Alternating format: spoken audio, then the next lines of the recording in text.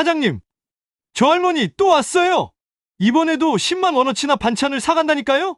아니, 혼자 사신다면서 도대체 어디다 쓰시는 거야? 설마 몰래 장사라도 하는 건가요? 오늘은 내가 직접 따라가 본다.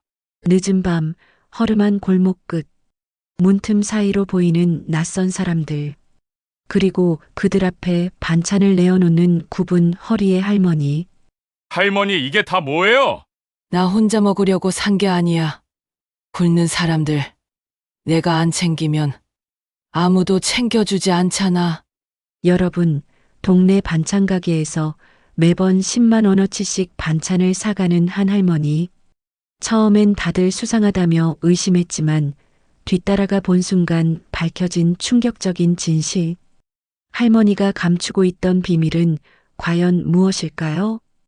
그리고 그 사실을 알게 된 반찬 가게 사장은 어떤 결정을 내리게 될까요? 잠깐 1초만 투자해서 구독, 좋아요 버튼을 꾹 눌러주시면 영상 제작에 큰 힘이 됩니다. 지금 바로 시작하겠습니다. 서울 변두리 지하철역에서 걸어서 15분 거리에 자리 잡은 작은 반찬 가게 온정식당. 아침 8시부터 저녁 9시까지 문을 열고 있는 이곳은 동네 주민들에게는 없어서는 안 될 소중한 공간입니다. 가게 앞 유리창에는 정성으로 만든 집밥 반찬이라는 손글씨 현수막이 바람에 살랑살랑 흔들리고 있죠.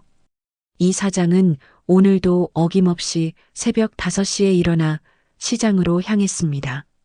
신선한 재료를 고르는 눈은 20년 넘게 반찬 가게를 운영하며 터득한 노하우입니다. 무청을 만져보며 아삭함을 확인하고 고등어를 눈으로 보며 신선도를 가늠하죠. 시장 상인들과 주고받는 농담 속에서도 이 사장의 마음은 늘 가게로 향해 있습니다. 이 사장님, 오늘도 일찍 나오셨네요. 고등어 좋은 거 들어왔어요. 그래요? 어디 보자. 이거 괜찮네. 10마리만 주세요. 이런 식의 대화가 매일 반복됩니다. 평범하고 일상적인 풍경이지만 이 사장에게는 소중한 일과죠. 장을 보고 돌아와서는 본격적인 요리 준비가 시작됩니다. 김치찌개용 돼지고기를 볶고 멸치볶음을 위해 멸치머리와 내장을 정성스럽게 제거합니다. 잡채를 위한 당면은 미지근한 물에 불려두고 시금치는 끓는 물에 살짝 데쳐내죠. 오전 9시 가게 문을 열면서부터 이 사장의 진짜 하루가 시작됩니다. 단골 손님들이 하나둘 찾아오기 시작하는데 대부분 아파트 주부들이나 혼자 사는 직장인들입니다.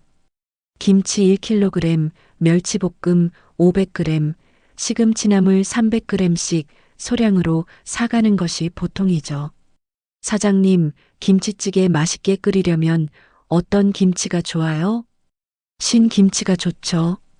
이거 보세요. 색깔도 진하고 시큼한 냄새도 제대로 나잖아요. 이런 대화를 나누며 손님들에게 요리 팁을 알려주는 것도 이 사장의 소소한 즐거움 중 하나입니다. 하지만 가끔은 무료함을 느끼기도 해요. 매일 같은 일상의 반복, 비슷한 손님들, 그리고 예측 가능한 하루하루. 50대 중반에 접어든 이 사장에게는 때로 이런 평범함이 지겹게 느껴지기도 합니다. 그런데 유독 눈에 띄는 손님이 한 분 계십니다. 바로 박할머니죠. 70대 후반으로 보이는 박할머니는 허리가 많이 굽어 있어서 걸을 때마다 지팡이에 의지해야 합니다.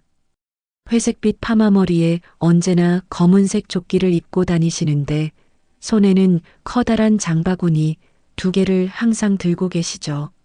박할머니가 처음 가게에 나타난 건 석 달 전쯤이었습니다.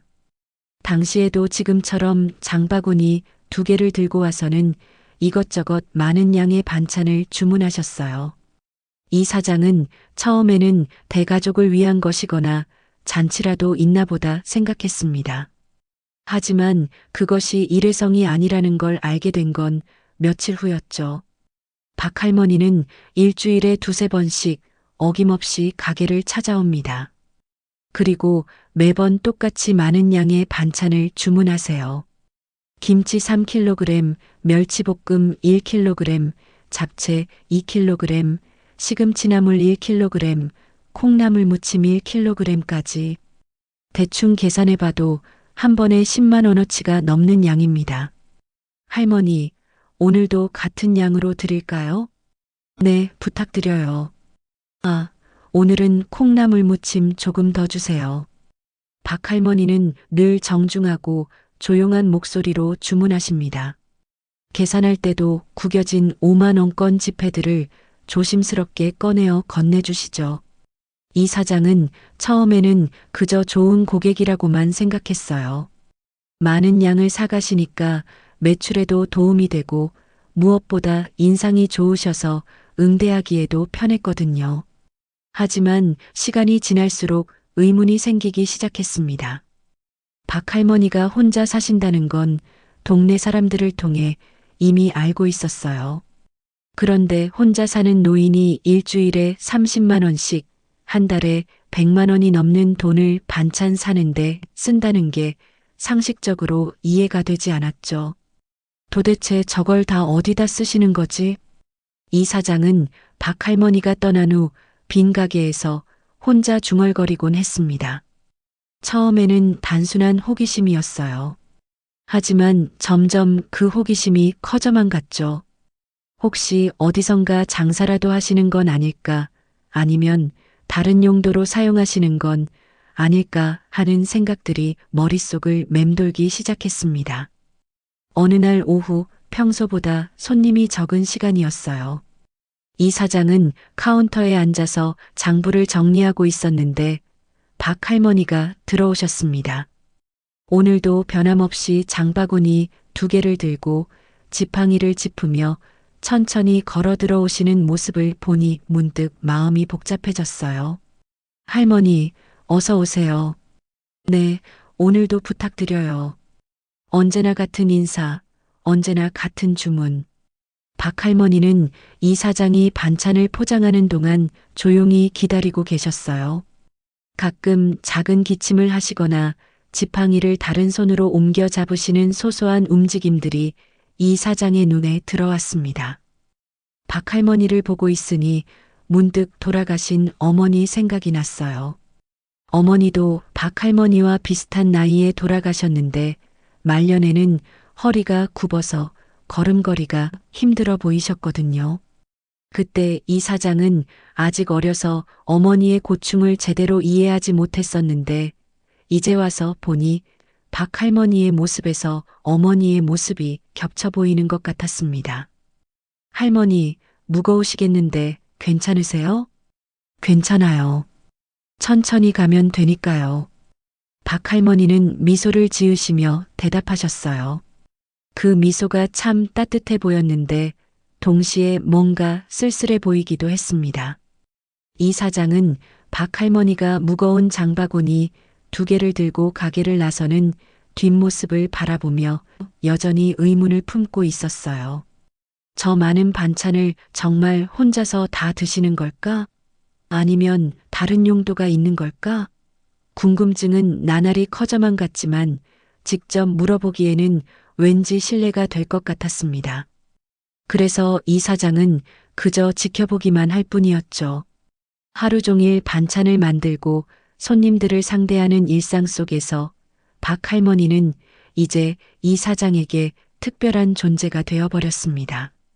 매번 10만 원어치씩 사가시는 미스터리한 할머니. 과연 그 비밀은 무엇일까요? 어느 화요일 오후 온정식당에는 평소보다 손님이 많았습니다. 점심시간이 지나고 오후 2시쯤 되는 시간인데도 아직 몇 분의 손님들이 남아서 반찬을 고르고 계셨어요. 이 사장은 바쁜 와중에도 각 손님들의 취향을 기억하며 친절하게 응대하고 있었습니다. 사장님, 김치 좀 짜게 담그신 것 없어요? 우리 남편이 짠맛을 좋아해서요. 아, 저쪽 통에 있는 김치가 조금 더 짤 거예요. 맛보시고 골라보세요.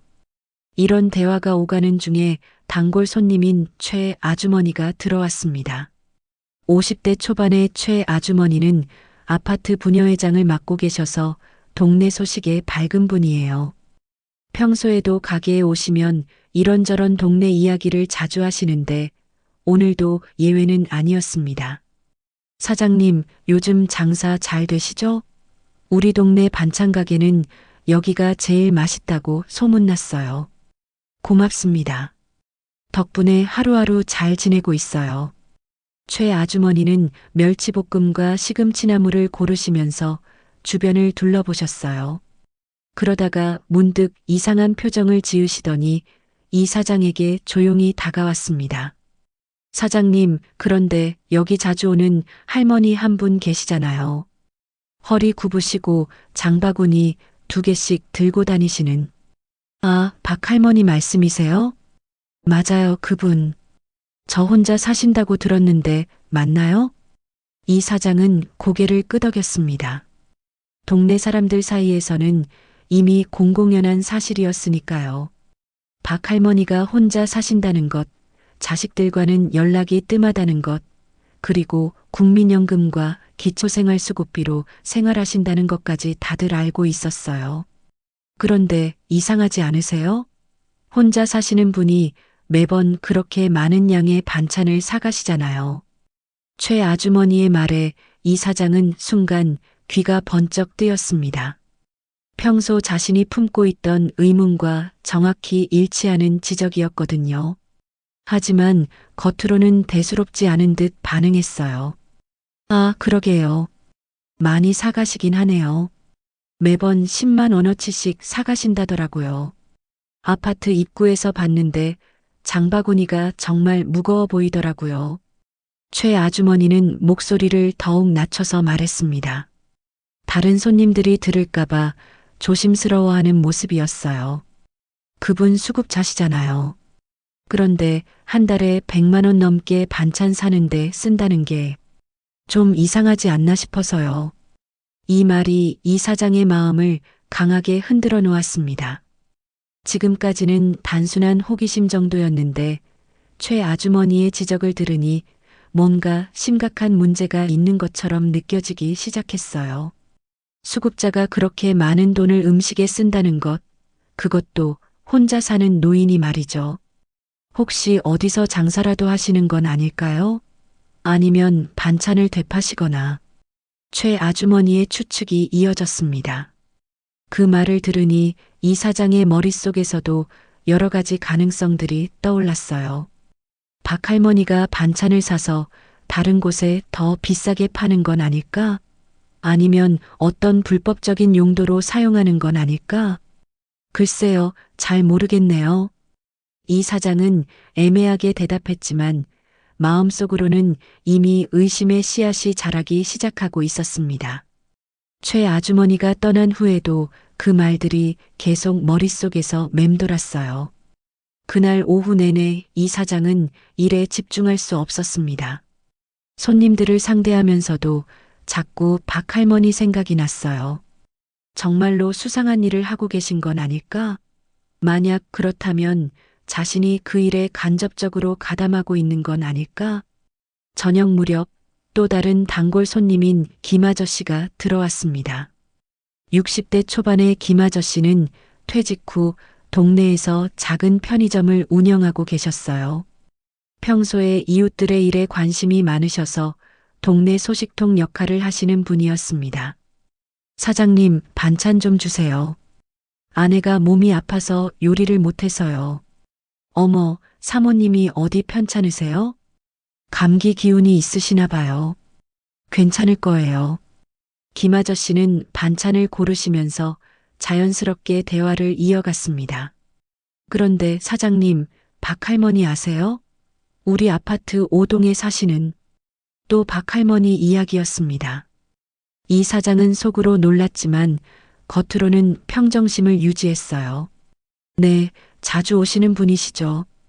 그분 요즘 뭔가 이상하지 않나 싶어서요. 매번 반찬을 엄청 많이 사가시더라고요.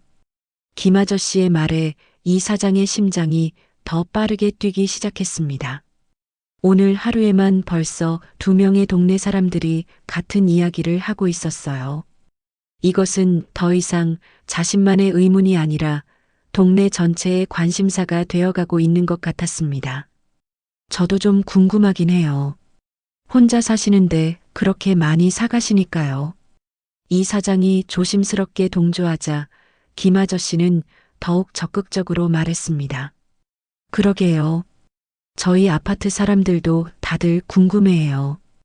혼자 사시는 할머니가 한 번에 10만 원어치씩 반찬을 사간다니까요. 10만 원이면 정말 많은 양이긴 하네요. 맞아요. 그리고 일주일에 2~3번씩 그러시니까 한 달이면 엄청난 금액이죠. 김 아저씨는 고개를 저으며 말했습니다. 수급비 받아서 사시는 분이 그렇게 음식에 돈을 쓴다는 게 뭔가 석연치 않다고 생각하는 사람들이 많아요. 이 말을 들으니 이 사장의 마음이 더욱 무거워졌습니다. 단순히 자신만의 호기심이었다면 그냥 넘어갈 수도 있었을 텐데 이제는 동네 전체가 주목하고 있는 문제가 되어버린 것 같았어요. 혹시 다른 용도로 사용하시는 건 아닐까요? 김 아저씨가 조심스럽게 물었습니다. 다른 용도요? 예를 들어서 어디서 장사를 한다거나 아니면 다른 사람들에게 나눠준다거나. 김 아저씨의 추측을 들으니 이 사장의 머릿속이 더욱 복잡해졌습니다. 만약 박 할머니가 정말로 반찬을 되팔고 있다면? 그렇다면 자신이 그 일에 도움을 주고 있는 셈이 되는 거잖아요. 더 나아가서 만약 불법적인 일이라면? 글쎄요, 정확히는 모르겠어요. 이 사장은 애매하게 대답했지만 마음속으로는 이미 결심이 서고 있었습니다. 더 이상 이렇게 궁금해하며 지낼 수는 없었어요.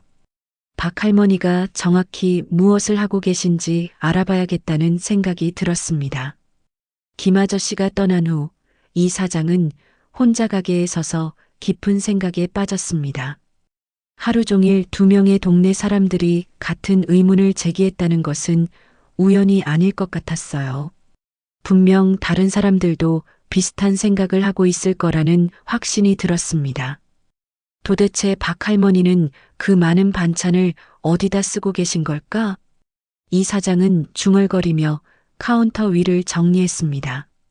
오늘도 박 할머니가 오셨고 역시나 10만 원어치 반찬을 사가셨어요. 김치, 멸치볶음, 잡채, 시금치나물, 콩나물 무침까지 혼자 먹기에는 너무나 많은 양이었습니다. 문득 이 사장의 머릿속에 한 가지 아이디어가 떠올랐습니다. 직접 확인해 보는 것이었어요. 박 할머니를 몰래 따라가서 정확히 무엇을 하시는지 알아보는 거죠. 물론 좋은 일은 아니라는 걸 알고 있었지만 호기심과 의심이 너무 커져서 더 이상 참을 수가 없었습니다. 내일 박 할머니가 오시면 한번 따라가 봐야겠어. 이 사장은 마음속으로 결심했습니다. 그것이 얼마나 큰 일의 시작인지도 모른 채로 말이에요. 평범했던 일상에 작은 균열이 생기기 시작한 순간이었습니다. 그날 밤 이 사장은 잠자리에 들어서도 계속 박 할머니 생각을 했습니다. 과연 내일 그 비밀을 알게 될 수 있을까? 그리고 그 비밀이 과연 자신이 예상하는 것과 같을까? 궁금증과 불안감이 뒤섞인 채로 이 사장은 뒤척이며 잠이 들었습니다. 수요일 오후 이 사장은 평소보다 일찍 가게 준비를 마쳤습니다. 오늘은 박 할머니가 오시는 날이었거든요. 지난 3달 동안 관찰해 본 결과 박 할머니는 매주 월요일, 수요일, 금요일에 규칙적으로 가게를 찾으셨어요. 마치 정해진 스케줄이라도 있는 것처럼 말이죠. 오후 4시쯤 예상한 대로 박 할머니가 나타나셨습니다.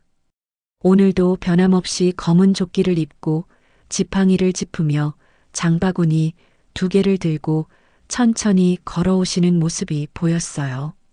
이 사장은 가슴이 두근거리는 것을 느꼈습니다.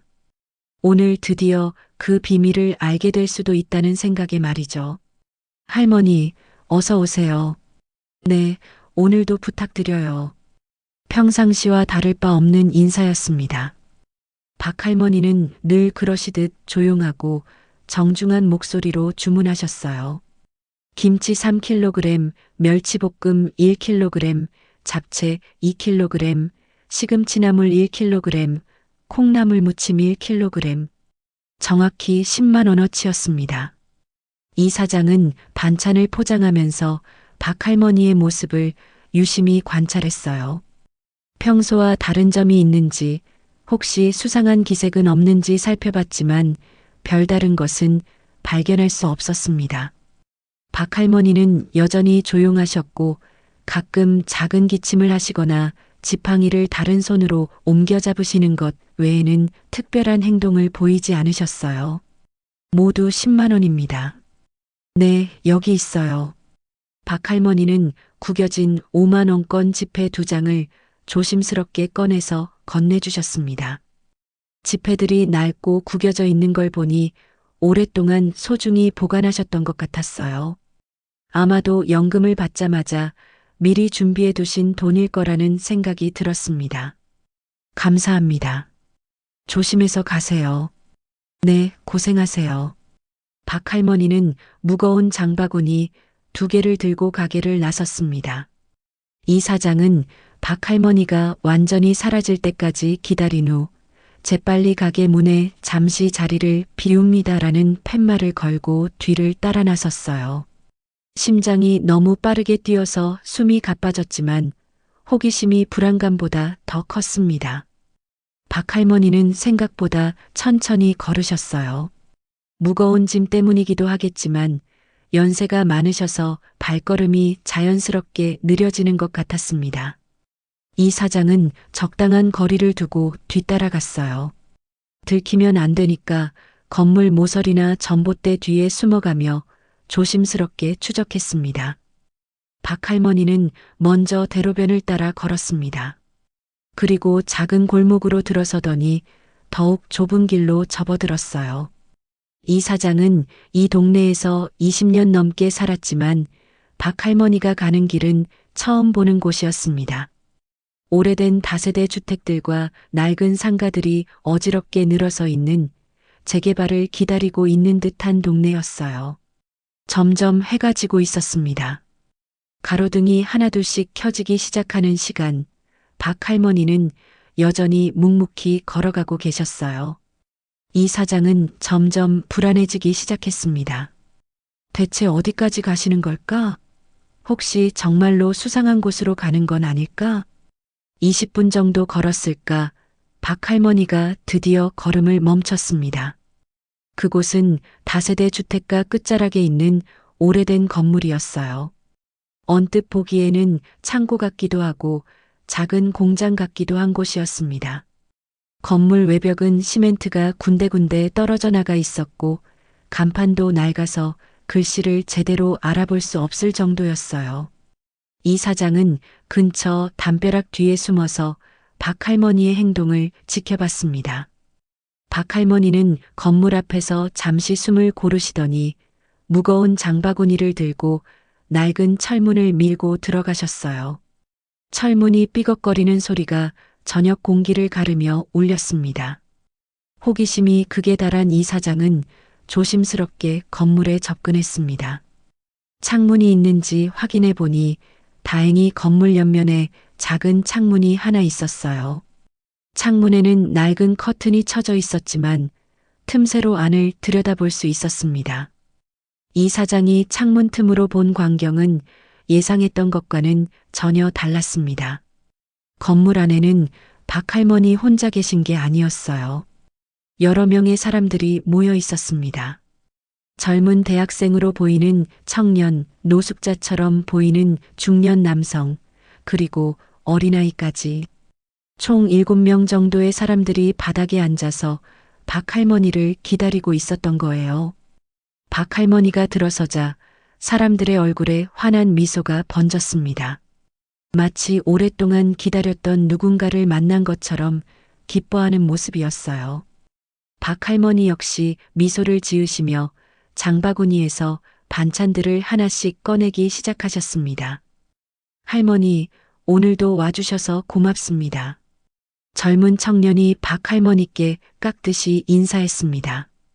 대학생으로 보이는 그 청년은 마른 체격의 허튼 옷을 입고 있었는데 얼굴에는 고생의 흔적이 역력했어요. 괜찮다, 괜찮아. 오늘은 잡채도 많이 가져왔으니까 배불리 먹어. 박 할머니의 목소리에는 따뜻함이 묻어 있었습니다. 평소 가게에서 들었던 조용하고 정중한 목소리와는 다른 마치 자식들을 돌보는 어머니의 목소리 같았어요. 사람들은 질서정연하게 줄을 서서 반찬을 받았습니다.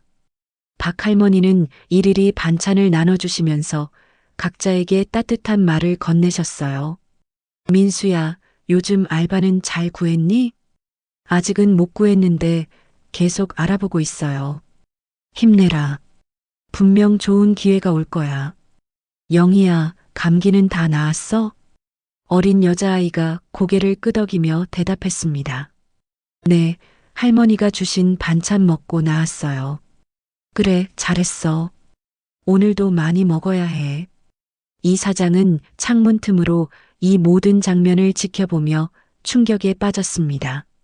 박 할머니는 반찬을 되팔거나 장사를 하는 게 아니었어요. 갈 곳 없는 사람들, 하루 한 끼도 제대로 못 먹는 사람들에게 무료로 나눠주고 계셨던 거예요. 노숙자로 보이는 중년 남성이 박 할머니께 말했습니다. 할머니, 정말 죄송해요. 이렇게 계속 얻어먹기만 해서. 무슨 소리야? 나도 혼자 있으면 외로운데 이렇게 같이 먹으니까 좋잖아. 박 할머니의 대답을 듣고 이 사장의 눈에 눈물이 맺혔습니다.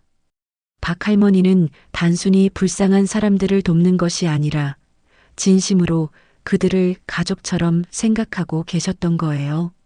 사람들은 박 할머니가 가져온 반찬을 받아서 조심스럽게 먹기 시작했습니다. 김치를 한 젓가락 집어 먹으며 맛있다고 중얼거리는 청년, 잡채를 포크로 돌돌 말아 먹는 어린아이, 멸치볶음을 밥과 함께 먹으며 만족스러운 표정을 짓는 중년 남성. 모든 사람들의 얼굴에 행복한 미소가 떠올랐어요. 할머니 덕분에 오늘도 따뜻하게 먹습니다. 할머니, 정말 감사해요. 고맙습니다, 할머니. 사람들의 감사 인사가 이어졌습니다. 박 할머니는 그저 미소만 지으실 뿐이었어요. 마치 당연한 일을 하고 있다는 듯이 말이죠. 이 사장은 더 이상 지켜볼 수가 없었습니다. 가슴이 너무 벅차올라서 숨이 막힐 것 같았어요. 지금까지 자신이 품고 있던 의심들이 얼마나 부끄러운 것이었는지 깨달았습니다. 박 할머니는 수상한 일을 하고 계신 게 아니라 세상에서 가장 아름다운 일을 하고 계셨던 거예요. 이 사장은 조용히 그 자리를 벗어났습니다. 박 할머니와 그 사람들의 따뜻한 시간을 더 이상 훔쳐보고 싶지 않았어요. 집으로 향하는 길, 이 사장의 마음은 복잡했습니다. 부끄러움, 감동, 그리고 뭔가 모를 뭉클함이 뒤섞여 있었어요. 내가 얼마나 좁은 마음을 가지고 있었던 걸까? 이 사장은 혼자 중얼거리며 집에 도착했습니다.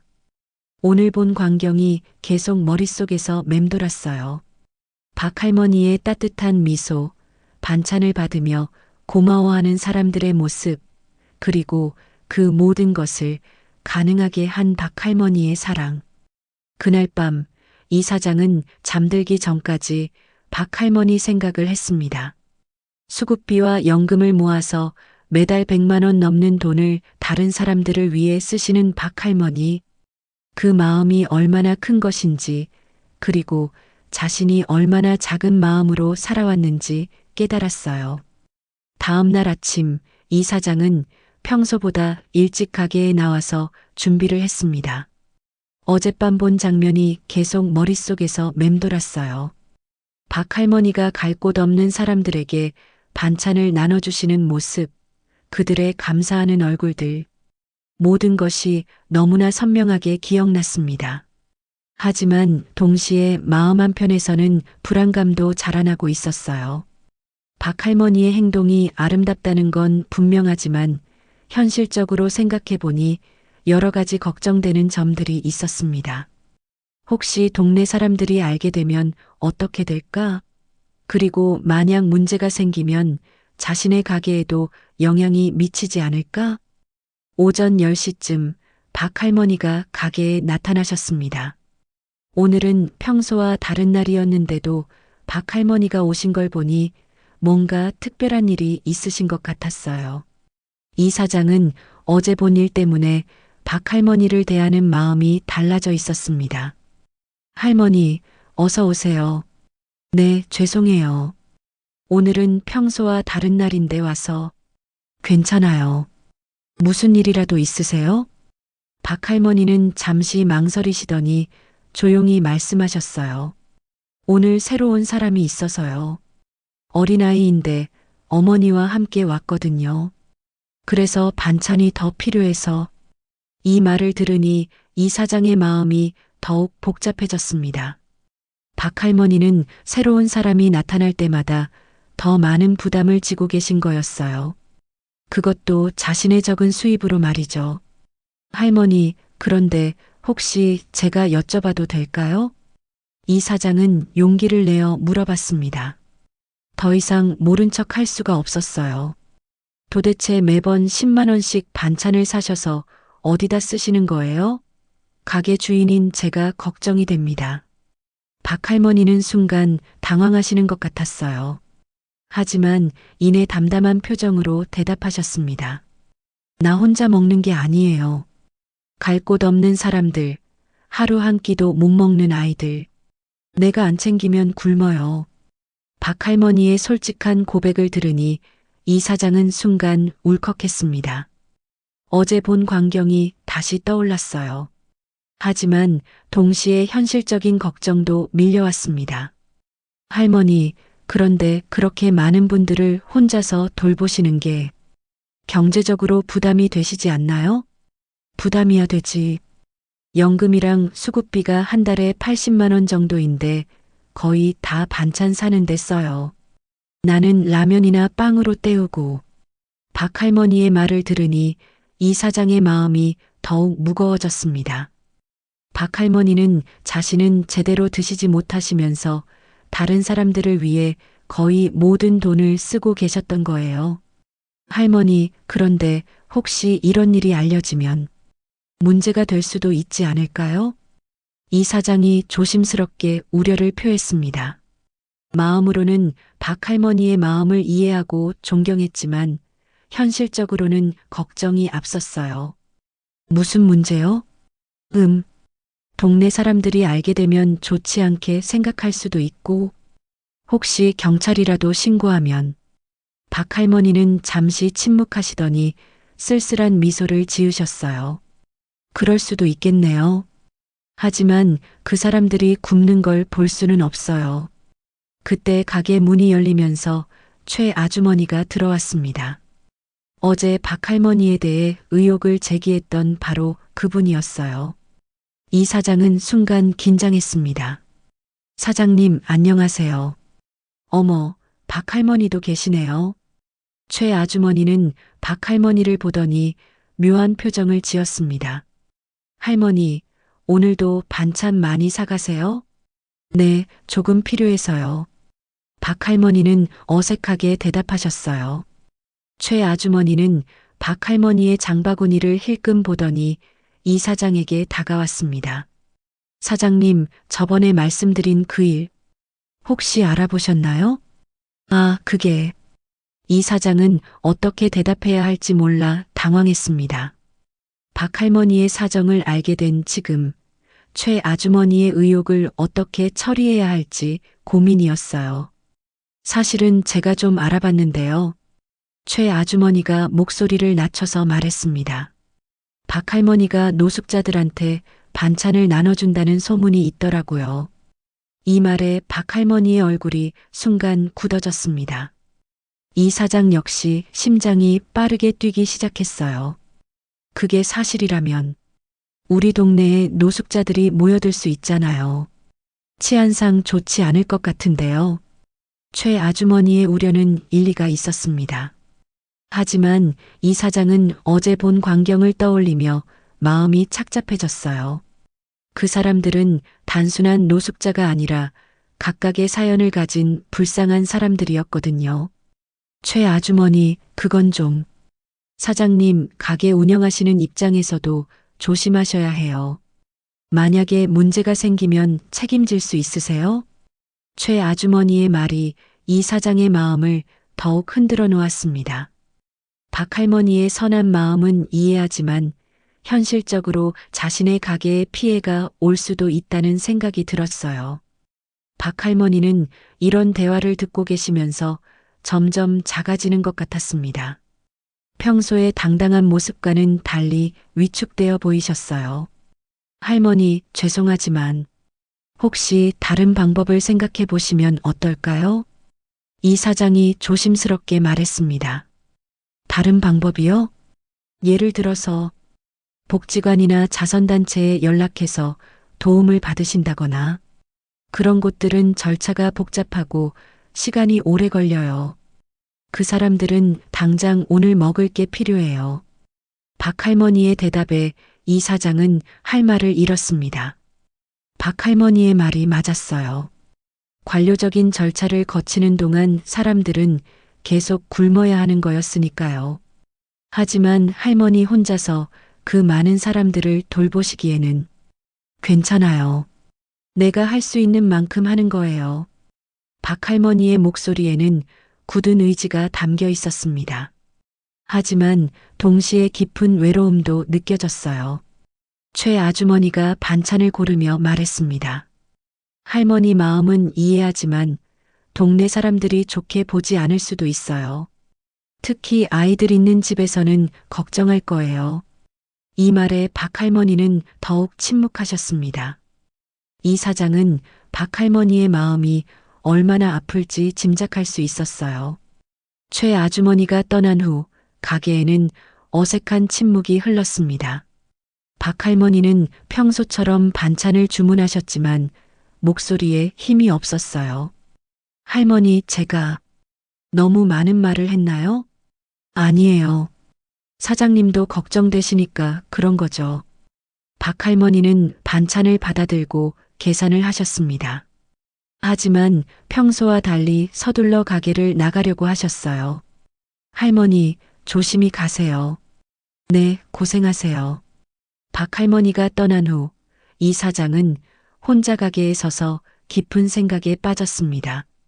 박 할머니의 마음은 이해하지만 현실적인 문제들도 고려하지 않을 수 없었어요.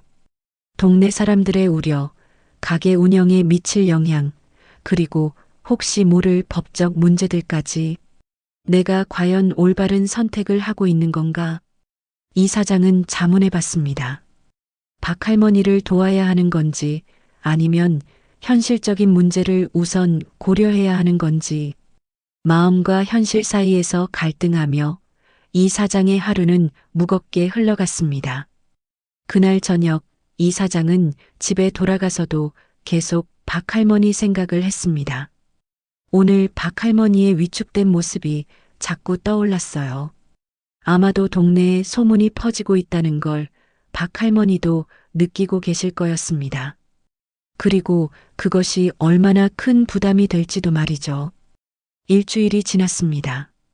그 사이 박 할머니에 대한 소문은 동네 전체로 번져나갔어요.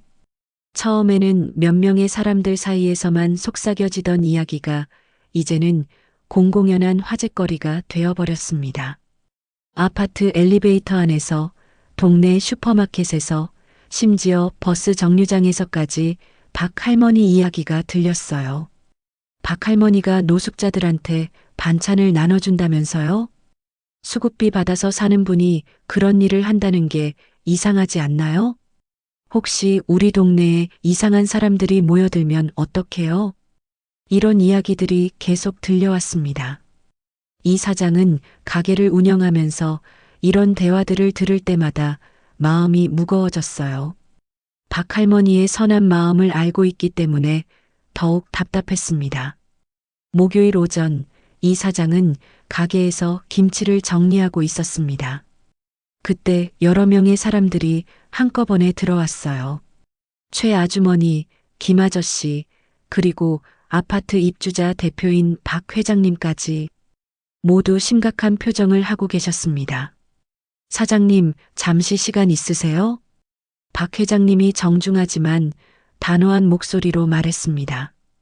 60대 초반의 박 회장님은 퇴직한 공무원으로 동네에서 존경받는 분이었어요. 그런 분이 직접 나서셨다는 것은 일이 심각하다는 뜻이었습니다. 네, 무슨 일이세요? 박 할머니 일 때문에 왔습니다. 박 회장님이 직설적으로 말했어요. 이 사장의 심장이 빠르게 뛰기 시작했습니다. 아파트 주민들이 많이 걱정하고 있어요. 박 할머니가 매번 이곳에서 많은 양의 반찬을 사서 노숙자들에게 나눠준다는 이야기가 사실인가요? 그게 이 사장은 어떻게 대답해야 할지 몰라 망설였습니다. 박 할머니의 사정을 모든 사람들에게 설명하기에는 너무 복잡했고 동시에 박 할머니의 프라이버시도 지켜야 했어요. 사장님, 솔직히 말씀해 주세요. 우리도 확실히 알고 대처하고 싶어서요. 최 아주머니가 재촉했습니다. 네, 맞습니다. 박 할머니께서 그런 일을 하고 계세요. 이 사장이 인정하자 사람들의 얼굴이 더욱 심각해졌습니다. 역시 그렇군요. 사장님, 그런데 이게 문제가 될 수 있다는 걸 아세요? 김 아저씨가 걱정스런 목소리로 말했습니다. 어떤 문제 말씀이세요? 첫째, 우리 동네에 노숙자들이 모여들 수 있어요. 둘째, 치안에 문제가 생길 수 있고, 셋째, 아이들이 있는 가정에서는 불안해해요. 박 회장님이 차근차근 설명했습니다. 그리고 무엇보다 박 할머니가 수급자시잖아요. 수급비는 본인의 최소 생계를 위한 건데 그걸 다른 용도로 사용하는 게 적절한지 의문이에요. 이 말을 들으니 이 사장은 할 말을 잃었습니다. 법적으로나 윤리적으로 복잡한 문제들이 얽혀 있었어요. 사장님, 우리가 부탁하고 싶은 건 이거예요.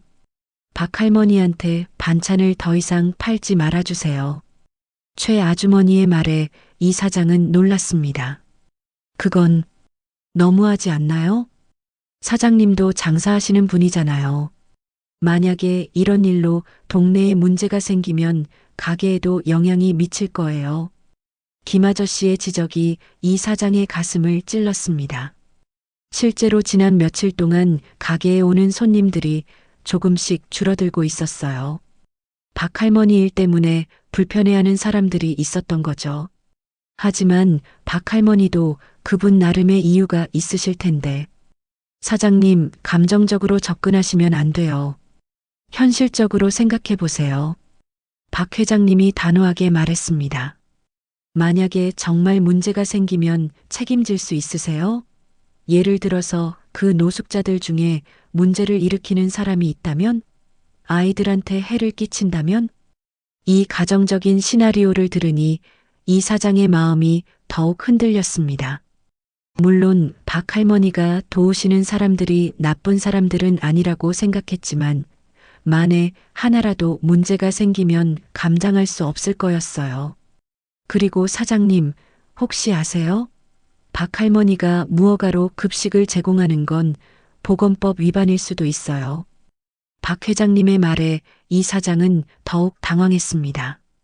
법적 문제까지 생각해 본 적은 없었거든요. 만약에 식중독이라도 발생하면 누가 책임질 건가요? 박 할머니요? 아니면 반찬을 판 사장님이요? 이 질문에 이 사장은 대답할 수가 없었습니다.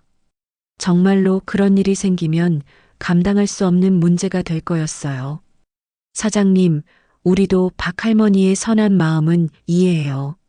하지만 방법이 잘못된 것 같아요. 최 아주머니가 좀 더 부드럽게 말했습니다. 정식 절차를 거쳐서 복지관이나 자선단체를 통해 도우시면 되잖아요. 왜 굳이 개인적으로 이런 일을 하시는지.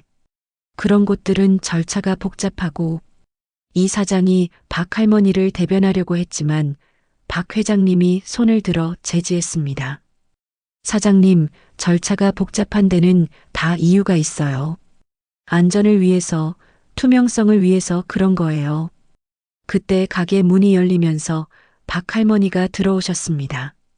평소처럼 장바구니 2개를 들고 지팡이를 짚으며 천천히 걸어 들어오시는데 가게 안의 분위기가 심상치 않다는 걸 금세 눈치채셨어요. 아, 안녕하세요. 박 할머니가 조심스럽게 인사하셨습니다. 사람들은 어색하게 고개만 끄덕였어요. 할머니, 마침 잘 오셨네요. 저희가 할머니와 이야기할 일이 있었어요. 박 회장님이 정중하지만 단호한 목소리로 말했습니다. 무슨 일이세요? 박 할머니의 목소리에는 불안감이 묻어 있었어요. 아마도 이런 상황을 예상하고 계셨을 거예요. 할머니께서 노숙자들에게 반찬을 나눠주고 계시다는 이야기를 들었어요. 네, 그래요. 박 할머니는 담담하게 인정하셨습니다. 할머니, 마음은 이해하지만 이런 일이 동네에 좋지 않은 영향을 미칠 수 있어요. 어떤 영향이요? 노숙자들이 모여들어서 치안에 문제가 생길 수 있고 주민들이 불안해할 수 있어요. 박 회장님의 설명을 들으며 박 할머니의 얼굴이 점점 어두워졌습니다. 그 사람들은 나쁜 사람들이 아니에요. 그냥 어려운 상황에 처한 사람들일 뿐이에요. 할머니, 그래도 원칙이라는 게 있잖아요. 그리고 할머니도 수급자시면서 그렇게 많은 돈을 다른 용도로 쓰시는 게 최 아주머니의 말이 이어지자 박 할머니의 눈에 눈물이 맺혔습니다. 제가 뭔가 잘못한 일을 했나요? 굶고 있는 사람들을 도운 게 잘못인가요? 잘못했다는 게 아니라 방법이 적절하지 않다는 거예요. 김 아저씨가 설명했지만 박 할머니는 고개를 숙이고 계셨어요. 그러면 어떻게 하면 되나요? 일단은 이런 일을 중단하셔야 해요. 그리고 정식 기관을 통해서 도움을 요청하시고 박 회장님의 말을 듣던 박 할머니가 갑자기 일어섰습니다. 알겠어요.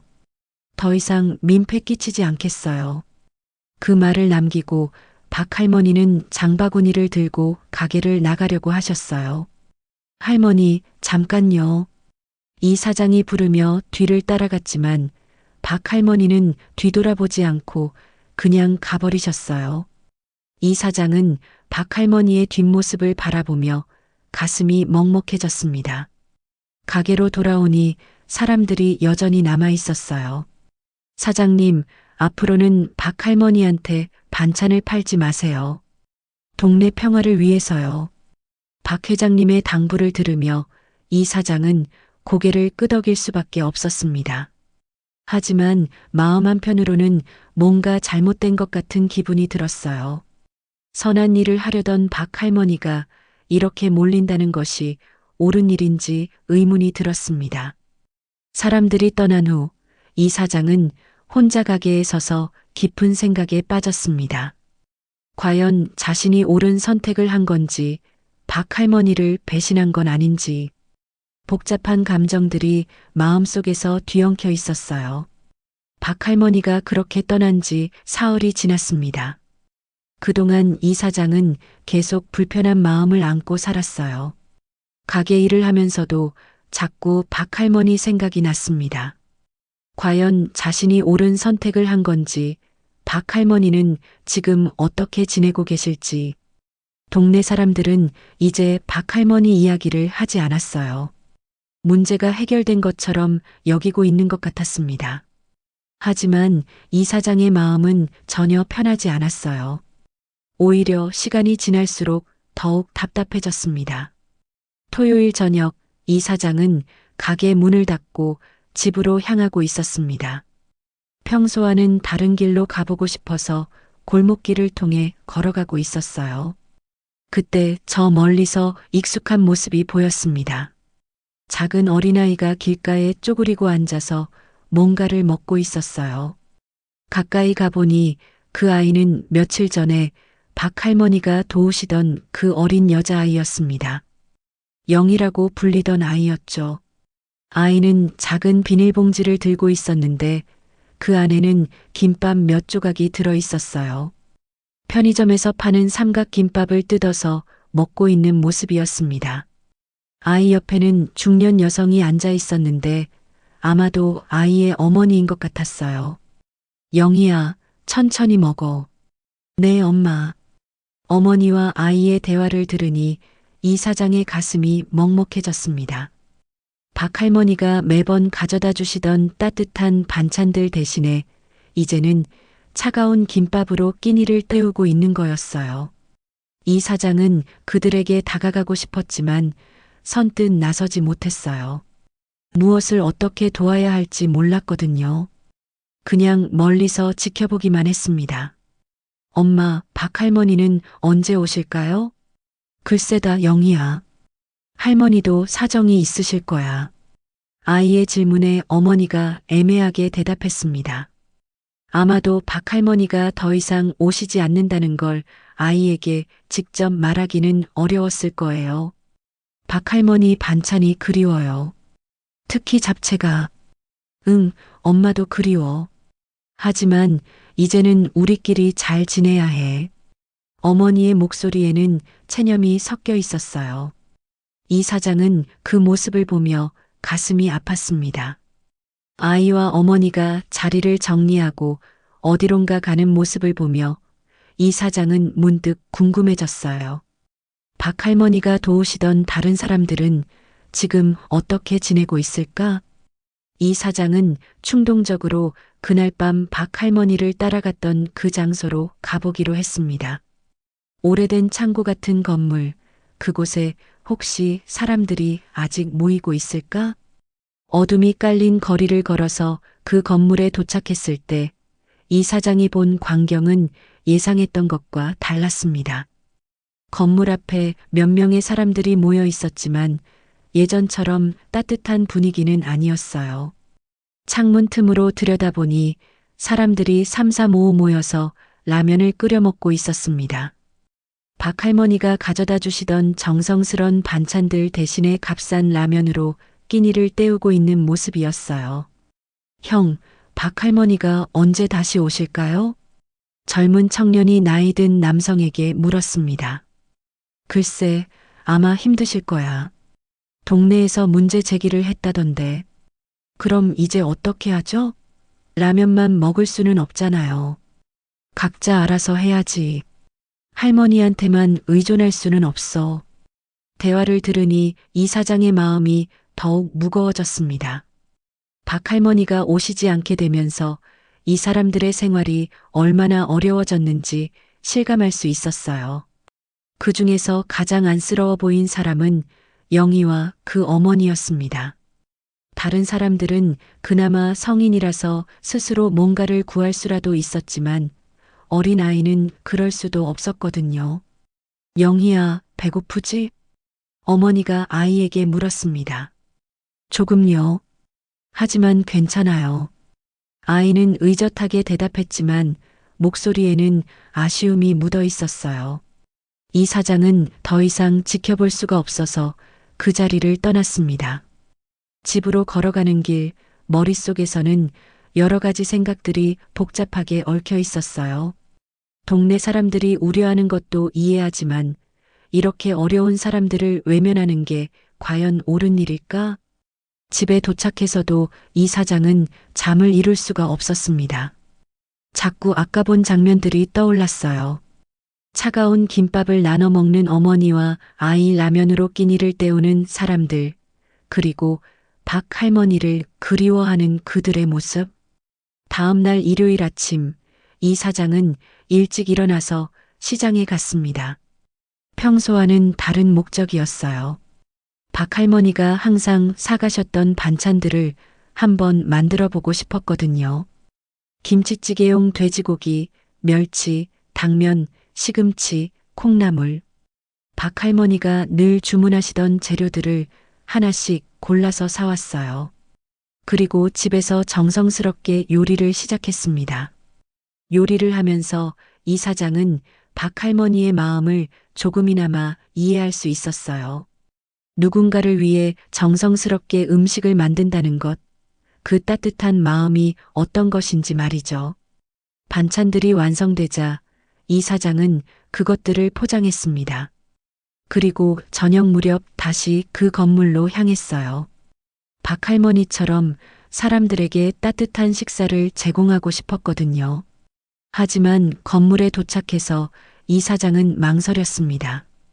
과연 자신이 이런 일을 해도 되는 걸까? 동네 사람들이 알면 어떻게 될까? 그리고 박할머니는 어떻게 생각하실까? 결국 이 사장은 반찬을 들고 그냥 돌아왔습니다. 용기가 부족했어요. 박할머니처럼 당당하게 그리고 일관되게 선한 일을 할 자신이 없었거든요. 집에 돌아와서 혼자 저녁을 먹으면서 이 사장은 깊은 깨달음을 얻었습니다. 박할머니가 얼마나 용기 있고 일관된 분이신지, 그리고 자신이 얼마나 소심하고 이기적인 사람인지를 말이죠. 박할머니는 동네 사람들의 시선이나 비판에 굴복하지 않고 계속 선한 일을 하려고 하셨는데 나는 조금의 압박에도 쉽게 포기해버렸어. 이 사장은 자신이 부끄러웠습니다. 그리고 동시에 박할머니에 대한 존경심이 더욱 커졌어요. 그날 밤 이 사장은 결심했습니다. 박할머니를 다시 찾아뵙고 사과드리겠다고, 그리고 혼자서라도 박할머니의 일을 이어가겠다고, 비록 동네 사람들의 반대가 있을지라도 옳은 일이라면 끝까지 해내겠다고 말이죠. 창 밖으로 보이는 별들을 바라보며 이 사장은 내일 아침 가장 먼저 할 일을 계획했습니다. 박할머니를 찾아가서 진심으로 사과하고 함께 그 사람들을 도울 방법을 찾아보자고 제안하는 것이었어요. 비로소 이 사장의 마음에 평화가 찾아왔습니다. 옳은 결정을 내렸다는 확신과 함께 말이죠. 월요일 아침 이 사장은 평소보다 일찍 가게에 나와 박할머니를 기다렸습니다. 하지만 박할머니는 나타나지 않았어요. 화요일도 수요일도 마찬가지였습니다. 평소 규칙적으로 오시던 박할머니가 일주일 넘게 모습을 보이지 않으니 이 사장은 점점 걱정이 되었어요. 목요일 오후 이 사장은 더 이상 기다릴 수 없어서 직접 박할머니를 찾아가기로 결심했습니다. 동네 사람들에게 물어보니 박할머니는 아파트 5동 3층에 사신다고 했어요. 낡은 아파트 계단을 올라가며 이 사장의 마음은 무거웠습니다. 박할머니가 자신을 어떻게 받아주실지, 그리고 사과를 받아주실지 걱정이었거든요. 3층에 도착해서 문을 찾아보니 다른 집들과 달리 박할머니 집 문 앞에는 신문들이 여러 장 쌓여 있었어요. 며칠 동안 가져가지 않으신 것 같았습니다. 더욱 걱정이 된 이 사장은 초인종을 눌렀어요. 박할머니, 온정식당 사장입니다. 한참을 기다린 후에야 문이 열렸습니다. 박할머니가 나타나셨는데 평소보다 많이 야위어 보이셨어요. 얼굴도 창백하고 기운이 없어 보였습니다. 사장님? 어쩐 일로? 할머니, 안녕하세요. 혹시 아프신 건 아니세요? 며칠 동안 가게에 안 오셔서 걱정이 됐어요. 아, 괜찮아요. 그냥 요즘 좀 바빠서요. 박할머니는 어색하게 대답하셨지만 이 사장은 진짜 이유가 따로 있다는 걸 알 수 있었어요. 할머니, 제가 사과드리고 싶은 일이 있어서 왔어요. 안에서 이야기해도 될까요? 박할머니는 잠시 망설이시더니 고개를 끄덕이며 이 사장을 집 안으로 안내하셨어요. 박할머니의 집은 생각보다 작고 간소했습니다. 오래된 가구들과 낡은 가전제품들, 그리고 벽에 걸린 가족사진 몇 장이 전부였어요. 냉장고 앞에는 라면과 빵 몇 개만 놓여 있었습니다. 할머니, 정말 죄송합니다. 이 사장은 진심을 담아 사과했어요. 지난번에 동네 사람들이 와서 말했을 때 제가 할머니 편을 들어드리지 못해서 죄송해요. 아니에요. 사장님 입장에서는 어쩔 수 없었죠. 박 할머니는 담담하게 대답하셨지만 목소리에는 깊은 상처가 묻어 있었어요. 할머니, 그런데 그 사람들은 지금 어떻게 지내고 있나요? 각자 알아서 지내고 있어요. 저도 더 이상 민폐 끼칠 수는 없으니까요. 박 할머니의 말을 들으니 이 사장의 마음이 더욱 아팠습니다. 할머니, 사실 제가 며칠 전에 그 사람들을 봤어요. 라면으로 끼니를 때우고 있더라고요. 그럴 거예요. 하지만 어쩔 수 없어요. 할머니, 제가 도와드릴 방법은 없을까요? 혼자서라도 할머니가 하시던 일을 이어갈 수 있다면. 이 사장의 제안에 박 할머니가 고개를 저었어요. 사장님, 고마운 마음은 알겠지만 안 돼요. 사장님도 가게가 있으시고 동네에서 살아가야 하시잖아요. 하지만 그때 갑자기 아래층에서 큰 소리가 들렸습니다. 여러 사람들의 목소리였어요. 박 할머니의 얼굴이 굳어졌습니다. 박 할머니, 나와주세요. 더 이상 이런 짓 하지 마세요. 계단을 올라오는 발걸음 소리가 들렸어요. 이 사장은 창문으로 아래를 내려다봤는데 아파트 단지 입구에 주민들이 10여 명 모여 있었습니다. 손에는 현수막까지 들고 있었어요. 문을 두드리는 소리가 요란했습니다. 박 할머니, 저희 이야기 좀 들어주세요. 박 회장님의 목소리였어요. 박 할머니는 떨리는 손으로 문을 열었습니다. 무슨 일이세요? 할머니, 소문 들었어요. 아직도 몰래 그 일을 계속하고 계시다면서요? 최 아주머니가 따지듯 물었습니다. 아니에요. 더 이상 안 하고 있어요. 정말요? 그럼 왜 어젯밤에 할머니가 그쪽 동네로 가는 걸 봤다는 사람이 있어요? 김 아저씨의 말에 박 할머니가 당황하셨어요. 이 사장도 놀랐습니다. 박 할머니가 아직도 그 사람들을 돌보고 계셨던 거예요. 할머니, 우리가 분명히 말씀드렸잖아요.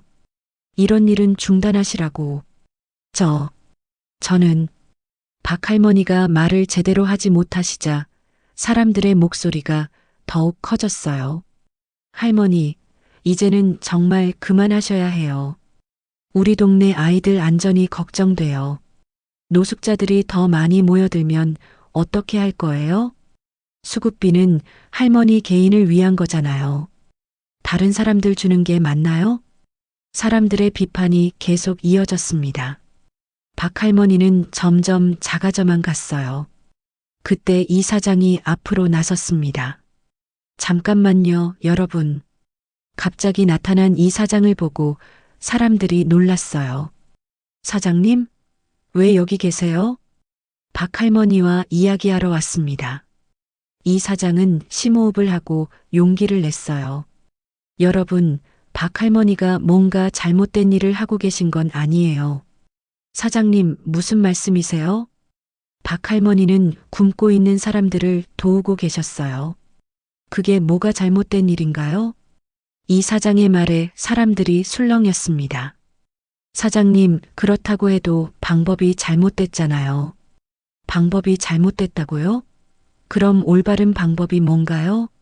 복지관에 신청하고 몇 달씩 기다리는 동안 사람들이 굶어도 상관없다는 거예요? 이 사장의 반박에 사람들이 잠시 조용해졌어요. 그리고 여러분, 혹시 그 사람들을 직접 보신 적 있어요? 저는 봤어요. 젊은 대학생, 어린아이, 일자리를 잃은 사람들.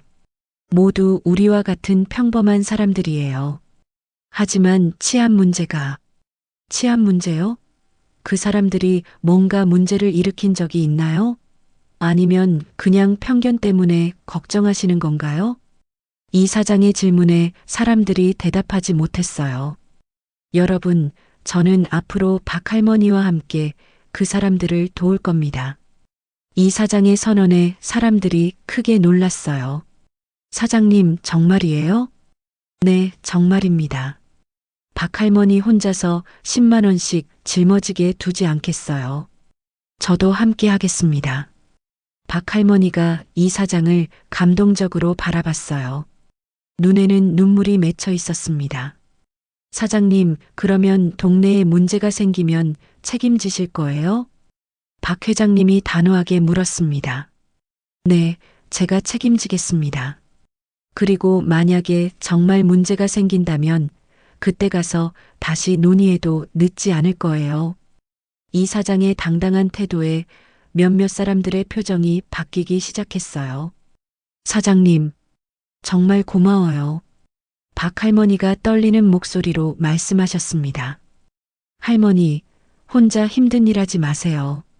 이제부터는 제가 도와드릴게요. 주민들 중 몇 명은 여전히 불만스러워했지만 어떤 이들은 눈물을 훔치고 있었어요. 이 사장의 진심이 전해진 것 같았습니다. 그럼 우리도 뭔가 도울 방법이 있을까요? 한 주민이 조심스럽게 물었습니다. 물론이죠. 함께 하시면 더 좋죠. 이 사장의 대답에 분위기가 조금씩 바뀌기 시작했습니다. 대결은 협력의 첫걸음으로 바뀌고 있었어요. 그날의 대화가 끝난 후 놀라운 일들이 연이어 일어났습니다. 이 사장이 박 할머니를 적극적으로 옹호하고 함께하겠다고 선언한 것이 동네에 큰 파장을 불러일으켰어요. 처음에는 반대했던 사람들 중에서도 마음을 바꾸는 사람들이 하나둘 나타나기 시작했습니다. 다음 날 오전 가게에서 일하고 있던 이 사장에게 뜻밖의 손님이 찾아왔어요. 바로 김 아저씨였습니다. 어제 박 할머니를 비판했던 그분이 어색한 표정으로 들어오셨어요. 사장님, 어제는 좀 심하게 말한 것 같아서요. 김 아저씨가 머리를 긁으며 말했습니다. 아니에요. 김 아저씨도 걱정되시니까 그런 거죠. 집에 가서 아내랑 이야기해 봤는데요. 사장님 말씀이 맞는 것 같아요. 우리가 너무 편견을 가지고 있었나 봐요. 김 아저씨의 고백을 들으니 이 사장의 마음이 따뜻해졌어요. 그래서 말인데요. 저희도 뭔가 도울 방법이 있을까 해서요. 정말이세요? 네, 편의점에서 유통기한이 임박한 도시락들이 종종 나와요. 버리기 아까웠는데 그런 것들이라도 도움이 될까요? 김 아저씨의 제안에 이 사장은 깜짝 놀랐어요. 어제까지만 해도 반대했던 분이 이렇게 적극적으로 도우려고 하신다니. 물론이죠. 정말 큰 도움이 될 거예요. 그날 오후에는 최 아주머니가 찾아왔습니다. 역시 어제 가장 강하게 반대했던 분이었어요. 사장님, 어젯밤에 잠을 못 잤어요. 왜요? 자꾸 사장님 말씀이 생각나서요. 그 사람들도 우리와 같은 평범한 사람들이라고 하신 말씀. 최 아주머니는 잠시 말을 멈췄다가 다시 입을 열었어요. 사실 저희 아들도 대학교 다닐 때 많이 힘들었거든요. 알바비로만 생활하느라. 그때 누군가 도와줬다면 얼마나 고마웠을까 싶어서요. 아주머니. 그래서 생각해봤는데 저도 일주일에 한 번씩은 반찬을 지어서 보낼 수 있을 것 같아요. 최 아주머니의 마음 변화에 이 사장은 감동받았어요. 어제의 대립이 오늘은 협력으로 바뀌고 있었습니다. 며칠 후 더욱 놀라운 일이 일어났습니다. 동네 대학생들이 자원봉사를 하겠다고 나선 것이었어요. 박 할머니가 돕고 있던 청년 중 한 명이 바로 근처 대학교 학생이었다는 걸 알게 된 대학생들이 먼저 연락을 해온 거였습니다. 저희가 주말마다 와서 도와드릴게요. 반찬 나르는 것도 돕고 정리하는 것도 돕고요. 20살 정도로 보이는 여학생이 밝게 말했습니다. 그리고 저희 과 선배 중에 영양학과 학생이 있거든요. 영양 균형 맞춘 식단도 짜드릴 수 있어요. 대학생들의 적극적인 참여에 이 사장과 박 할머니는 눈물이 날 정도로 고마웠어요. 한 달이 지나자 온정식당 앞에는 완전히 새로운 풍경이 펼쳐져 있었습니다. 매주 토요일 오후가 되면 동네 주민들이 하나둘씩 모여들었어요. 손에는 각자 준비한 반찬이나 과일, 빵 등을 들고 말이죠. 박할머니, 오늘은 제가 만든 장조림 가져왔어요. 감사해요. 김치찜도 넉넉하게 준비했어요. 저는 아이들이 좋아할 만한 과자랑 음료수 준비했습니다. 사람들이 저마다 정성을 담아 준비한 음식들을 가져오는 모습을 보니 이 사장의 가슴이 뿌듯했어요. 이제는 박할머니 혼자 10만 원을 부담하는 게 아니라 동네 전체가 함께 나누어 부담하고 있었거든요. 가게 간판도 새로 달았습니다.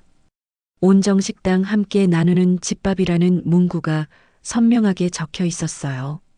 이 사장은 이 간판을 볼 때마다 뿌듯함을 느꼈습니다. 그날도 어김없이 사람들이 모였습니다. 이제는 단순히 음식을 나눠주는 것을 넘어서서 작은 공동체가 형성되어 있었어요. 동네 주민들과 박할머니가 돌보던 사람들이 자연스럽게 어울려 대화하고 서로의 안부를 묻고 때로는 일자리 정보를 공유하기도 했습니다. 민수야, 편의점 야간 알바 구했다며? 축하해. 네, 김아저씨 덕분이에요. 소개해 주셔서 정말 감사해요. 뭘 당연한 거지. 열심히 해. 젊은 청년 민수와 김아저씨의 대화를 들으니 이 사장은 미소가 절로 나왔어요. 단순히 음식을 나눠주는 것을 넘어서서 진정한 이웃이 되어가고 있었습니다. 영희와 그 어머니도 많이 밝아졌어요. 이제는 다른 아이들과 함께 뛰어노는 영희의 모습을 볼 수 있었고 어머니도 동네 아주머니들과 자연스럽게 어울리고 있었습니다. 영희 엄마, 내일 집에서 같이 김치 담그기 어때요? 영희도 데리고 와서 아이들끼리 놀게 하고. 정말이에요? 감사해요. 영희도 요즘 친구들이 생겨서 좋아해요. 어머니와 아이가 진정한 동네 공동체의 일원이 되어가는 모습이 보기 좋았어요. 박할머니는 이제 예전처럼 큰 부담을 혼자 지지 않아도 됐습니다. 여전히 중심 역할을 하고 계시지만 이제는 많은 사람들이 함께 도와드리고 있었어요. 무엇보다 박할머니의 얼굴에 평화로운 미소가 돌아온 것이 가장 큰 변화였습니다. 사장님, 정말 어떻게 감사드려야 할지 모르겠어요. 박할머니가 이 사장에게 말씀하셨어요. 할머니, 저야말로 할머니께 배운 게 많아요. 혼자만 잘 살면 되는 게 아니라는 것, 이웃을 돌보는 것이 얼마나 소중한 일인지 깨달았어요. 처음엔 저 혼자 하는 일이라고 생각했는데 이렇게 많은 분들이 함께 해주시니 꿈만 같아요. 박할머니의 목소리에는 깊은 감동이 묻어 있었어요. 몇 달 후, 이 일은 지역 신문에도 소개되었습니다. 작은 반찬 가게에서 시작된 아름다운 나눔이라는 제목으로 말이죠. 기사를 본 다른 동네 사람들도 관심을 보이기 시작했어요. 우리 동네에서도 이런 일을 할 수 있을까요? 어떻게 시작하면 되나요? 이런 문의들이 들어오기 시작했습니다. 이 사장과 박할머니는 기꺼이 자신들의 경험을 나누었어요. 작은 시작이 더 큰 변화의 씨앗이 되고 있었습니다. 저녁이 되어 사람들이 하나둘 돌아간 후 이 사장은 가게 앞에 서서 하루를 정리했습니다. 몇 달 전만 해도 평범한 반찬 가게 주인이었던 자신이 이제는 지역 공동체의 중심 역할을 하고 있다는 게 신기했어요. 처음엔 박할머니를 의심했었는데 결국 내 삶도 이렇게 바뀌었구나. 이 사장은 혼자 중얼거리며 미소를 지었습니다. 의심과 편견으로 시작됐던 이야기가 결국은 사랑과 나눔으로 끝났다는 것이 감동적이었어요. 밤하늘의 별들을 바라보며 이 사장은 내일도 또 다른 아름다운 하루가 될 것이라는 확신을 가졌습니다. 박할머니와 함께 그리고 동네 이웃들과 함께 만들어가는 따뜻한 세상 말이에요. 온정식당의 불이 꺼지고 거리는 조용해졌습니다. 하지만 사람들의 마음속에는 따뜻한 온정의 불빛이 계속 타오르고 있었어요. 그리고 그 불빛은 앞으로도 계속 더 많은 사람들에게 전해질 거라는 희망과 함께 말이죠.